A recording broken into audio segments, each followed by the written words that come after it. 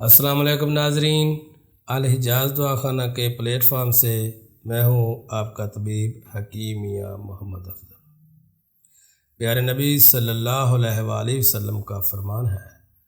کہ صفائی نصف ایمان ہے۔ تو پیارے دوستو، اس حوالے سے آج میں آپ کو ایچ پلوری کے حوالے سے آگاہی دینا چاہتا ہوں کہ ایچ پلوری کیا ہے، یہ کیوں پازیٹیو آتا ہے۔ ایچ پلوری دوستو بیسیکلی ایک جراثیم ہے جو ہماری باڈی میں جب اترتا ہے تو خوراک والی نالی میں انفیکشن پیدا کر دیتا ہے، چھوٹی آنت میں اور معدے کی بڑی آنت کے اندر بھی انفیکشن پیدا کر دیتا ہے، اسی طرح السر میں انسان مبتلا ہو جاتا ہے۔ تو ناظرین، آپ کو یہ بتانا چاہتا ہوں کہ ایچ پلوری کیوں پیدا ہوتا ہے، یعنی ایچ پلوری کیوں پازیٹیو آتا ہے۔ تو یہ دوستو ہماری اپنی ہی کوتاہیوں کی وجہ سے ہم اس قسم کے جراثیم میں مبتلا ہوتے ہیں، جیسا کہ گلی سڑی سبزیوں کا استعمال کرنا، فروٹ کو دھو کر نہ کھانا، اور ناقص گھی سے بنے ہوئے بازاری کھانوں کا استعمال کرنا، باسی کھانوں کا استعمال کرنا، خاص کر کے ایسی چیزوں کا استعمال کرنا جو گرد و غبار سے بازار کے اندر محفوظ نہیں ہیں، ان کا استعمال کرنا،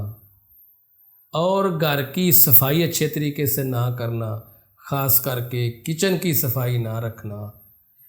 اس وجہ سے ایچ پلوری پازیٹیو آتا ہے۔ تو دوستو، آپ کو بتاتا چلوں کہ ایچ پلوری کے نقصانات کیا ہے۔ سب سے پہلا نقصان تو اس کا یہ ہے